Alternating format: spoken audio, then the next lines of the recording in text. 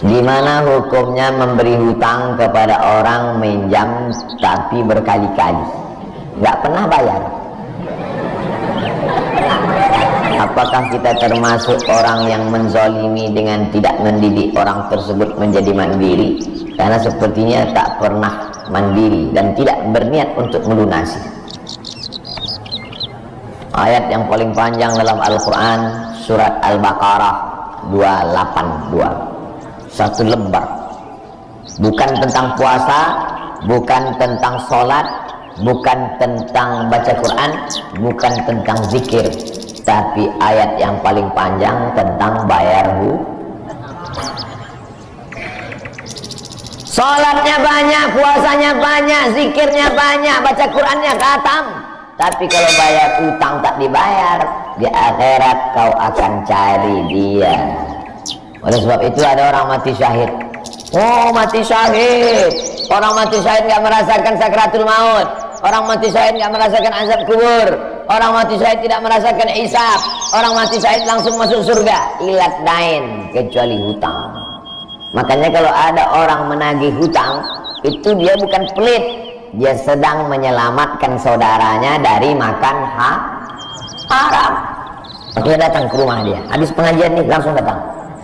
Assalamualaikum, waalaikumsalam. Kau mau menagih ya? Aku bukan mau menagih, tapi menyelamatkanmu, anak cucumu, istrimu, tetanggamu dari makan haram. Ya ayyuhalladzina amanu, hai orang-orang yang beriman, hai orang yang percaya bahwa setelah mati dia akan hidup lagi menghadap Allah. Idza tadayantum bidainin, kalau kau menjalin transaksi hutang piutang, ila ajalin musamma, sampai ke batas waktu tertentu, faktubuh, tulis, saya pinjam kepada kamu 500.000, akan saya bayar pada bulan Mei. Tahunnya jelas. Gimana juga bulan Mei? Maybe yes, maybe no. Bulan berapa? Bulan Mei tahun 2020. Oke. Sekarang bulan Maret. April, 1 Mei 2020 datang lagi. Kapan kau bayar? Mohon maaf, aku nggak bisa, istri keluar meninggal, anakku pun sakit. Jangan kau cerita panjang lebar, tak tahan air mata aku mau menetes. Kalau dia dalam kesulitan, fanaziratun ila maisarah, tunggu sampai dia lapang. Maisarah artinya lapang. Tunggu sampai dia lapang. Setelah dia lapang, datang lagi bulan Juni. Kapan kau bayar? Aku belum bisa. Nampaknya lebih banyak ongkos minyak aku daripada uang yang kutagih. Yang paling bagus, wa anta saddaqu khairul lakum, kau sedekahkan itu lebih baik. Karena aku pun makin datang makin kumat darah tinggiku, kolesterolku pun makin naik. Jadi untuk yang 500.000 itu ku sedekahkan aja, ambil. Tapi yang menghafal ayat ini yang ngasih pinjaman, bukan yang minjam. Sekarang banyak salah hafal, yang minjam pula yang hafal. Begitu kita tanya, kapan kau bayar?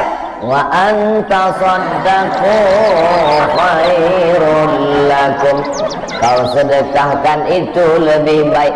Itu ayat aku. Ayat kau 8282. Banyak sekarang orang salah hafal ayat.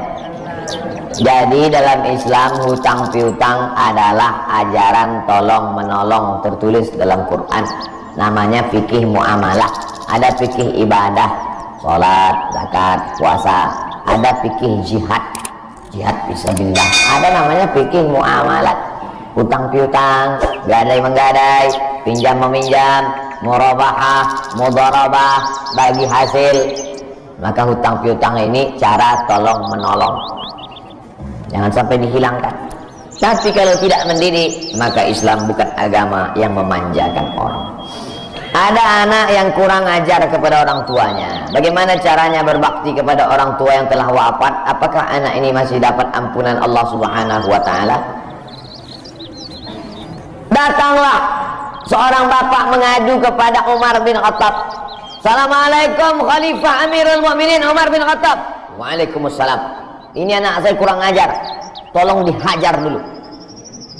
Kata Umar bin Khattab orangnya bijaksana, dia tidak mau main pukul. Dia tanya dulu, kenapa kau kurang ajar pada bapakmu? Hai Umar bin Khattab, kata anaknya, ya, apakah seorang anak itu punya hak terhadap bapaknya? Ya. Apa hak anak? Mencarikan ibunya yang salihah, memberikan nama yang baik, memberikan makanan yang halal. Itu hak anak. Kata anaknya, ibuku tidak baik, makanku tidak halal, namaku pun tak baik. Apa kata Nabi kepada bapaknya? Apa kata Umar kepada bapaknya? Laqad aqaqtahu qabla an ya'affa alaik. Sebelum anakmu durhaka kepadamu, kau sudah durhaka duluan kepada anak. Jadi kalau begitu, ada anak durhaka, ada bapak jangan sampai anak bapak tahu. Nanti dia pulang, anak durhaka loh. Dia senyum, kau bapak durhaka. Ibunya tak baik, namanya tak baik, makannya tak baik. Kasih dia nama yang baik, kasih dia makan yang halal. Kadang-kadang kenapa otaknya tak lurus? Karena makannya tak halal. Dikasih dia makan riswah, makan solok, makan haram. Kenapa kau kasih makan haram? Gimana lah Pak Ustadz, yang haramnya aja pun payah. Astagfirullah. Allah sediakan alam semesta begitu banyak yang halal. Kenapa kau kasih dia makan haram? Jangan pernah kasih anak makan haram. Pesan kakek saya, datuk saya, kalau bahasa kampungnya grandfather. Cucuku 40 orang, yang satu ini jangan sekolah umum. Maksudnya saya tak dikasih sekolah umum, maka saya tak pernah sekolah umum. Sekolah ibtidaiyah, sanawiyah, aliyah, al-azhar, Maroko, Sudan, tak pernah sekolah umum.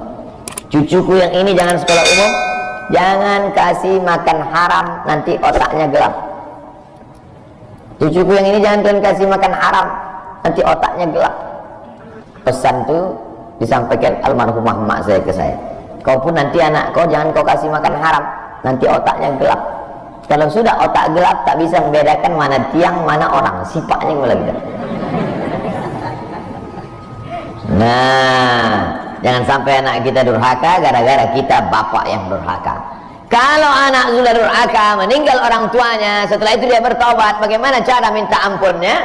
Maka dia bersedekah. Mana dalilnya?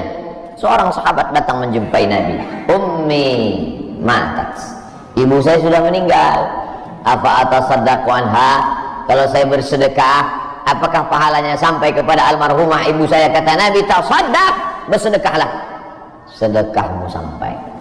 Maka wahai anak-anak durhaka yang sudah mati ibu dan bapakmu, maka datang kau habis pengajian ini langsung ke tempat anak yatim, panti jompo, sekolah-sekolah, pondok pesantren.